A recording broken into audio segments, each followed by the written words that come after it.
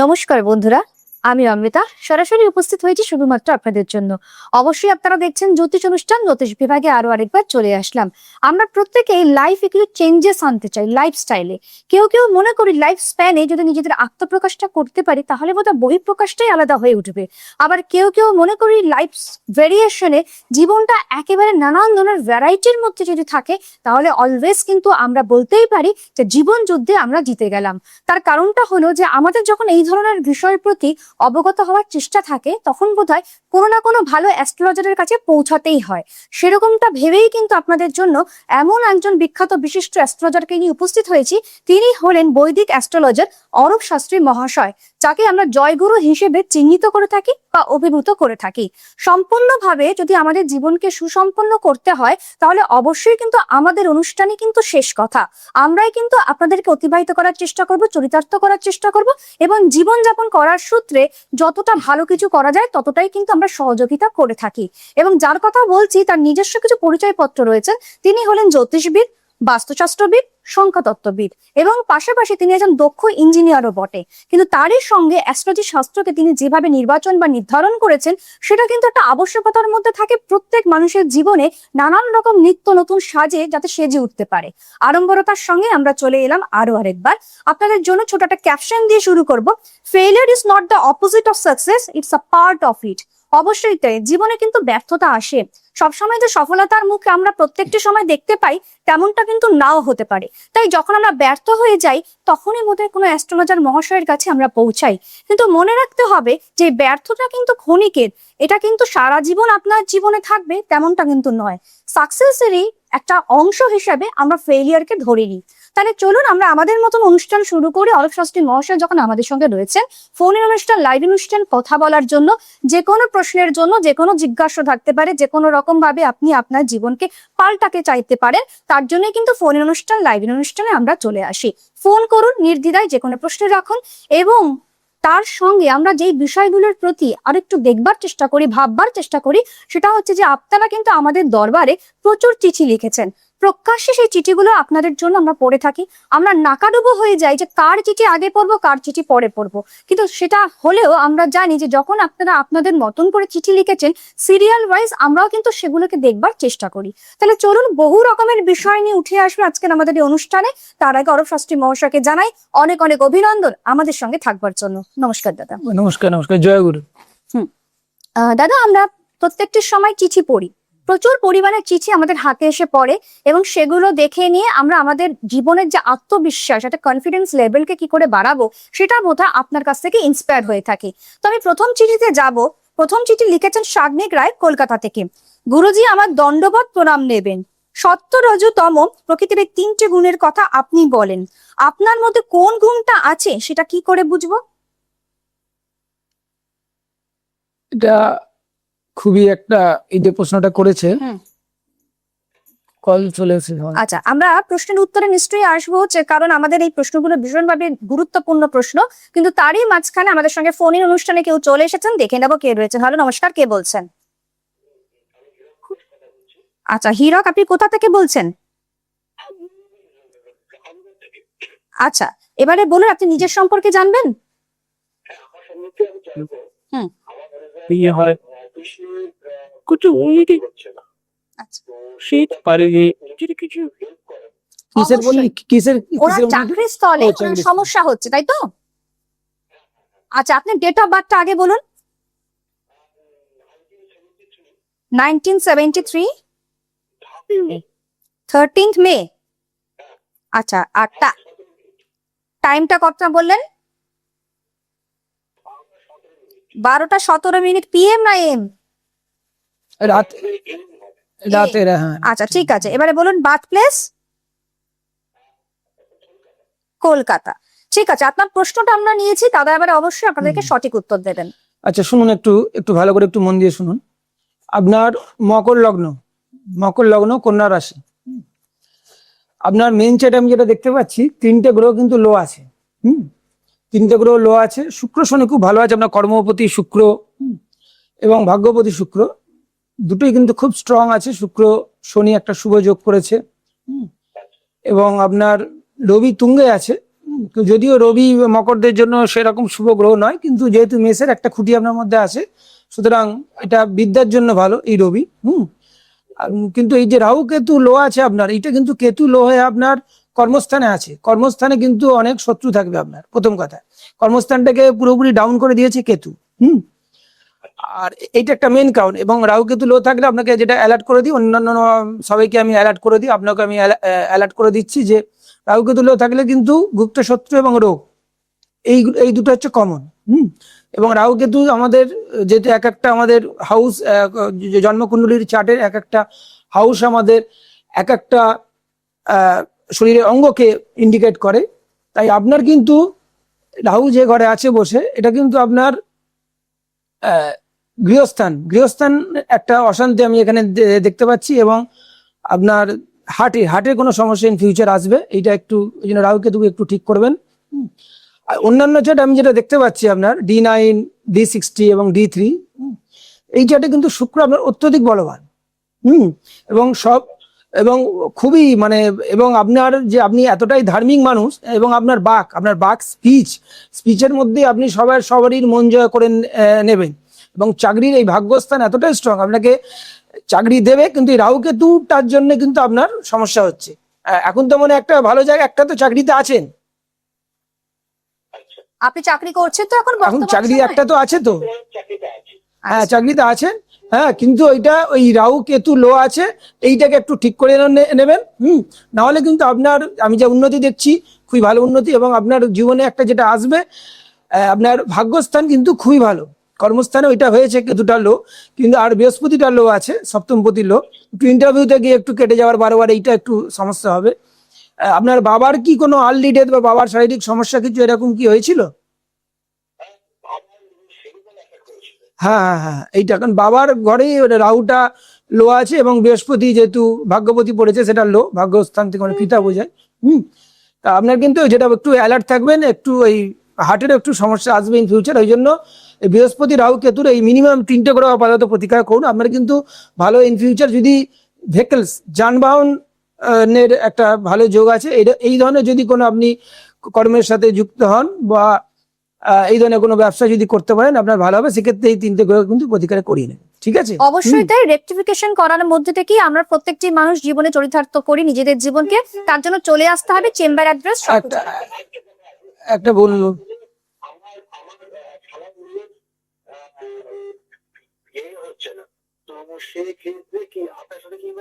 হ্যাঁ, অবশ্যই আপনি বুকিং করিয়ে নিন, ঠিক আছে? বুকিং করে নিন অনলাইনে বা আপনি অফলাইনে, আপনি চেম্বারে এসে আপনি দেখাতে পারেন। আপনি একটা যে স্ক্রিনে যে নাম্বারটা চলছে, এই নাম্বারে একটা বুকিং করে নিন, ঠিক আছে? ভালো থাকুন। অবশ্যই আমরা প্রশ্নে ঢুকে যাই, কারণ শাগনিন রায় কলকাতা থেকে অপেক্ষা করছেন। তিনি যে লিখেছেন সত্য, রজতম, প্রকৃতির এই 3টে গুণের কথা আপনি বলেন, আমার মধ্যে কোন গুণটা আছে সেটা কি করে বুঝবো? এর জন্য আগে আমি যেটা বলি, আগে থিওরি পড়তে হবে। গীতার গুণত্রয় বিভাগযোগ, এই 3টে গুণকে আগে তো আমরা থিওরি পড়বো, তারপরে তো প্র্যাকটিক্যাল, ঠিক আছে? প্র্যাকটিক্যাল করার মতো আধারও থাকতে হবে, কুষ্টিতে সেই যোগও থাকতে হবে।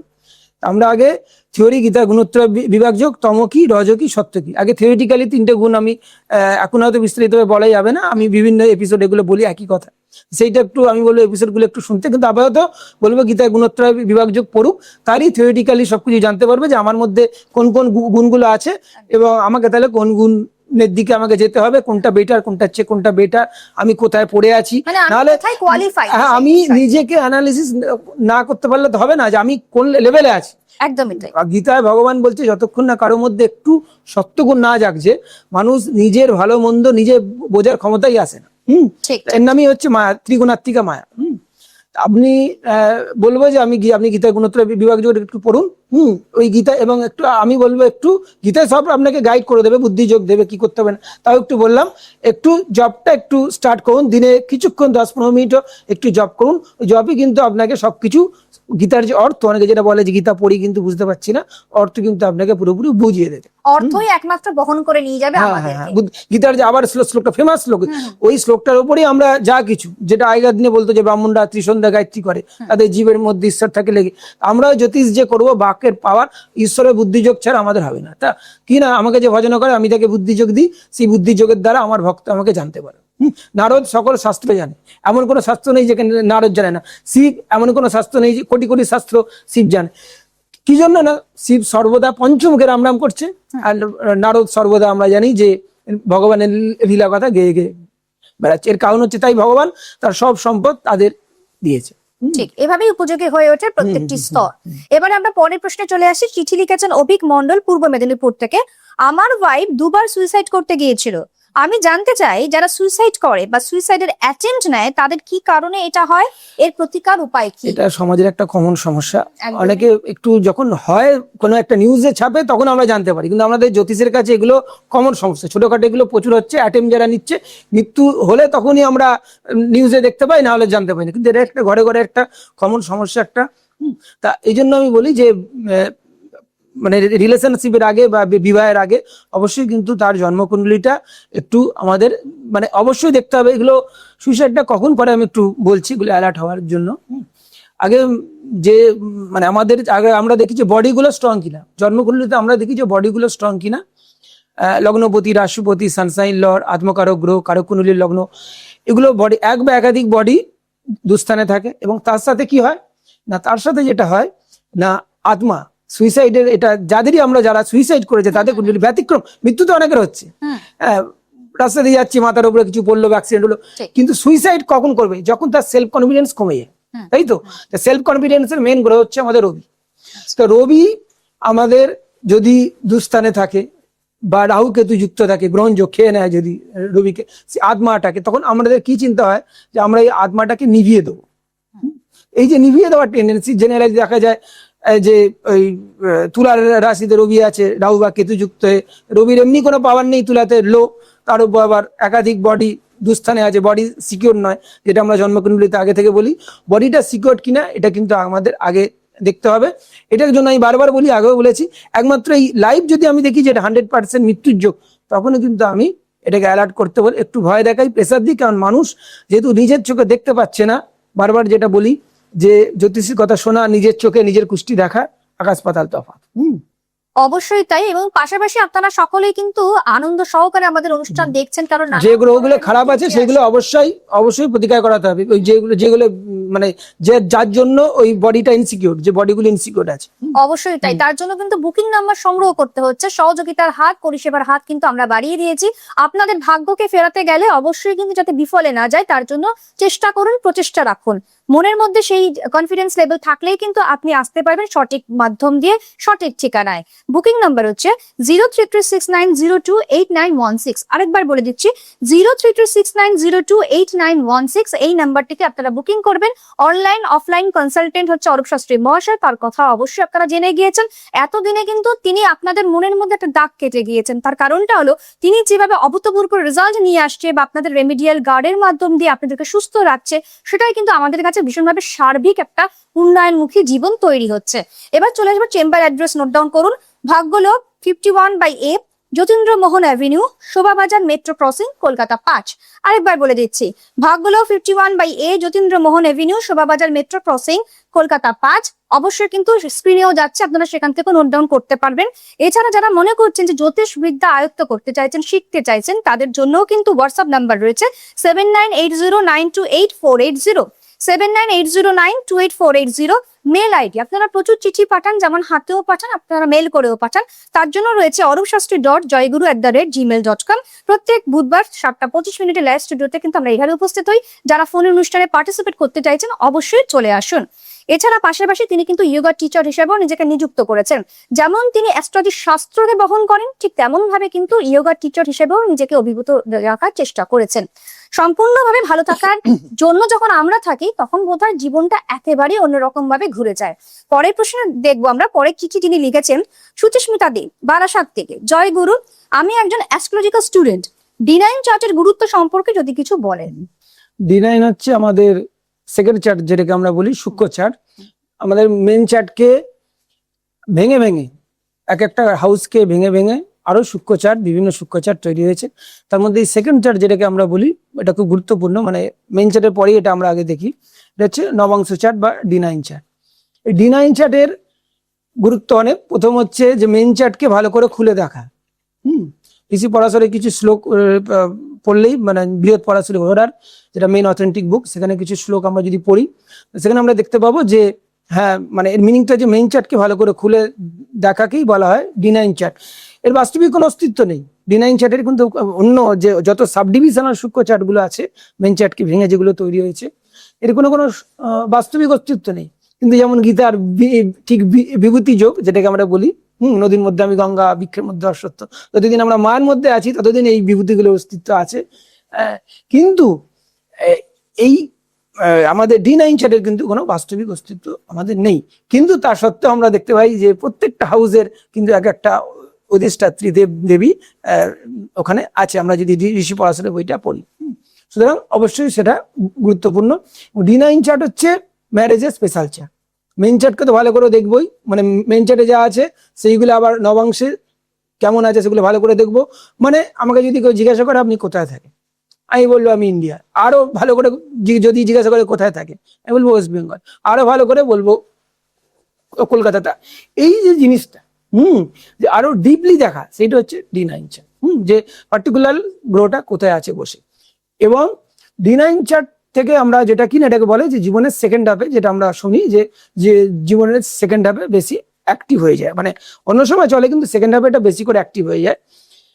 অনেকে এটা বিভিন্ন বলে যে 30 বছর বয়স কি 32 বছর বয়স থেকে অ্যাক্টিভ হয় সেকেন্ড চার্টটা, কিন্তু আমি দেখেছি প্র্যাকটিক্যালি কিন্তু 24-25 থেকে অ্যাক্টিভ হয়ে যায়। এটা আমার মন বলে কলিযুগে যেহেতু মানুষের রোগ শোক আয়ু যারা বেশি, তার জন্যই এটা ভগবান অ্যাক্টিভ করে দিয়েছে। জীবনের সেকেন্ড হাফ বলতে এইটাই 24-25 থেকে অ্যাক্টিভ হয়ে যায়।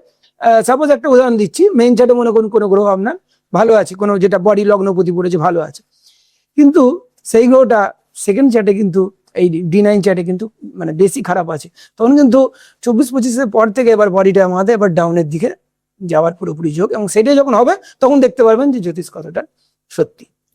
এবং যেটা কারক গ্রহ, এটা ম্যারেজ তো দেখতেই হবে, এবং কারক গ্রহ কিন্তু শুক্র ম্যারেজের, D9 চার্টের কারক গ্রহ শুক্রটা কিন্তু দেখতে হবে। অবশ্যই তাই। বোধ বিবেক সবকিছু নিয়েই আমাদের জীবনকে তারতম্য ঘটানোর চেষ্টা আমরা করে থাকি। সেই জন্য যাতে জীবনে কোনো বিপত্তি না ঘটে তার জন্য কিন্তু আমাদের এই অনুষ্ঠান এবং আপনাদেরও চলে আসা। দেখে নেবো আমাদের পরের বন্ধু চলে এসেছেন। হ্যালো, নমস্কার, কে বলছেন? হ্যালো, বলুন কে আছে লাইনে, বলুন। হ্যালো, হ্যাঁ বলুন বলুন বলুন, শুনতে পাচ্ছি, বলুন আপনার নামটা বলুন, কোথা থেকে বলছেন? আমার নাম প্রসেনজিৎ সিংহ। আমি এই ওটা দেখি, আচ্ছা তো তাতে একটু কথা বলতে পারলে কি ভালো হয়। অবশ্যই হ্যাঁ আছি লাইনে আছি, বলুন। আপনি কথা বলবেন, আপনি ডেট অফ বার্থটা বলুন, আমরা দিয়ে দিচ্ছি তার সাথে কথা। ডেট অফ বার্থটা বলুন, মুখে বলুন। 23rd 12 আরেকবার বলুন।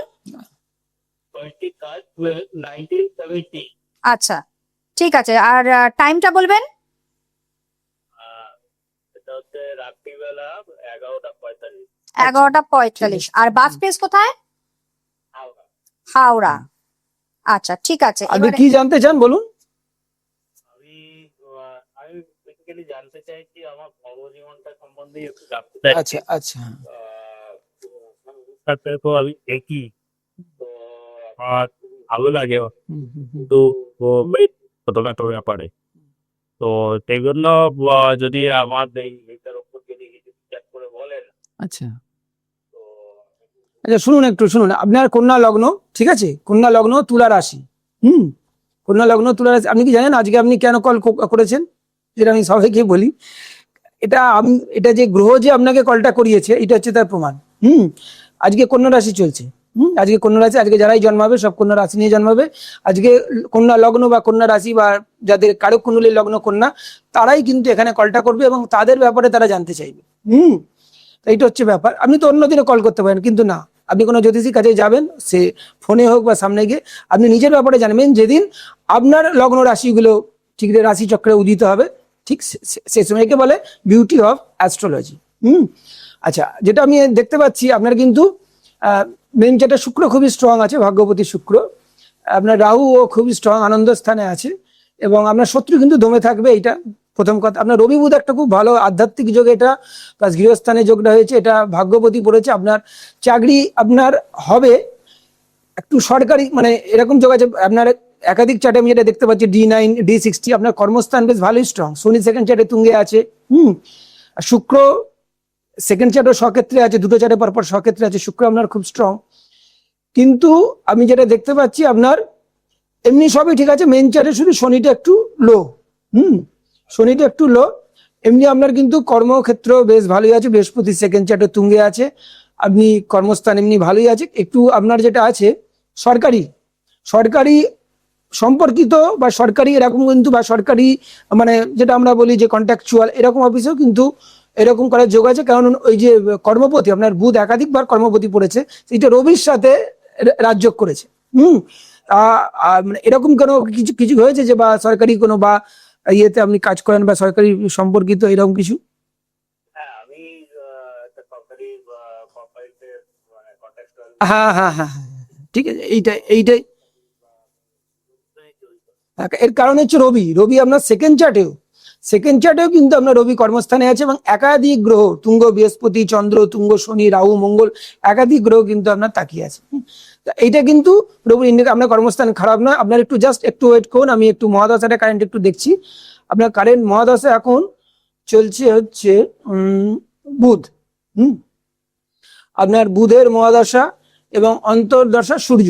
তো সূর্য যেহেতু চলছে, আমি বলবো এখন আপনার যদিও বয়স বেশি, কিন্তু আমি বলবো এক্সপিরিয়েন্স দিয়ে তো অনেক জায়গায় না, আপনি একটু চেষ্টা করুন যেখানে এক্সপিরিয়েন্স দিয়ে, কারণ আপনার স্টার কিন্তু বেশ ভালো, কর্মস্থান খুবই স্ট্রং। এই টাইমে যোগটা আছে, রবির অন্তর্দশা চলছে, বুধের মহাদশা, বুধ সেকেন্ড চার্টে তুঙ্গে আছে, নবাংশ চার্টে। সুতরাং আমি বলবো আপনি একটু ভাগ্যস্থানে তুঙ্গে আছে, ভাগ্যবতী পড়েছে, অনেকবার কর্মস্থানের সাথে কানেকশন আছে। এইটা আপনি একটু চেষ্টা করুন যে সরকারি চাকরির জন্য একটু ট্রাই করুন।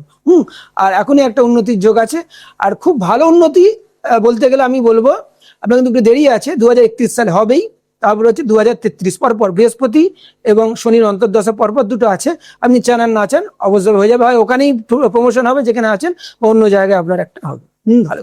অবশ্যই তাই। প্রশ্নের রিপ্লাইটুকু পেয়ে গিয়েছেন, আশা করি আপনি বুঝতে পারছেন যে আমাদের এই অনুষ্ঠানটি কতটা অন্যরকম ভাবে মানচিত্র তৈরি করে। যারা অনুষ্ঠান দেখছেন তাদের জন্য বলবো যে অবশ্যই আমাদের সঙ্গে থাকুন, দেখতে থাকুন। আমরাই কিন্তু গ্রহ নক্ষত্রের প্রভাব কি করে প্রভাবিত হয় সেগুলো নিয়ে কথা বলে থাকি। ছোট্ট করে একটা প্রশ্ন রাখবো এবং সেটা খুব কম সময়ের মধ্যে বলতে হবে। রামপ্রসাদ মিত্র কামারপুকুর থেকে বলছেন, গুরুজি প্রণাম, জীবনের সাফল্যের প্রধান চাবিকাঠি কি? বিশ্বাস, গুরু বাক্যে বিশ্বাস। উন্নতির এর চেয়ে বেটার পথ আজ পর্যন্ত হয়নি, হবেও না। এটা আমরা জানি যে কার বাণী না, স্বামী বিবেকানন্দের বাণী। এটা প্রত্যেক গুরুদেবী এই একই কথা বলবে। কারণ আমরা যেটা বারবার যেটা আমি বলি সবাইকে, যে কলিযুগের এখন যা বর্তমান অবস্থা, আমরা দেখি যে অনেকগুলো ব্রেকআপ, ডিভোর্স, 8টা 10টা যদি হয় কারো, তারপরেও প্রেম বা বিবাহের ক্ষেত্রে সহজে বিশ্বাস চলে আসছে। কিন্তু যখন আমরা বলা হয় যে গুরু বাক্যে বিশ্বাস করো, একটু শাস্ত্র বাক্যে বিশ্বাস করো, তখনই যত এগুলো ব্লাইন্ড, এগুলোকে মানার পেছনে কি যুক্তি আছে, এই যে জিনিসগুলো, এর কারণটা কি? কারণটা হচ্ছে আমার আধার নেই, প্রথম কথা। ঠিক আছে, আধার তো এক জন্মে তৈরি হয় না, অনেক জন্ম তপস্যা। আমরা যত তপস্যা করব তত আমাদের দিন দিন উন্নত হবে। পূর্বজন্ম যেখানে আমরা শেষ করেছি, তারপর থেকে এই জন্মে আমরা স্টার্টিং হবে, সেই সংস্কার নিয়ে আমরা জন্মেছি। তার জন্য দেখতে পাচ্ছি যে একজন IIT থেকে পাস করেছে, বা খড়গপুর থেকে এখানে ইঞ্জিনিয়ার সেকেন্ড র্যাঙ্ক করেছে, পাস করলো, তারপরে ডাইরেক্ট কোনো আধ্যাত্মিক সংস্থার সন্ন্যাস। তাহলে আমরা বিষয় মানুষ, তাহলে কি বলবো, মানুষটা পাগল? এই হচ্ছে ব্যাপার। তা এইটা হচ্ছে মেন জিনিস। তা বিশ্বাস, গুরুবাক্যে বিশ্বাস, শাস্ত্রবাক্যে বিশ্বাস, এর নাম শ্রদ্ধা চলে এলেই আমরা সবকিছু সঙ্গে সঙ্গে পেয়ে যাবো ইজিলি।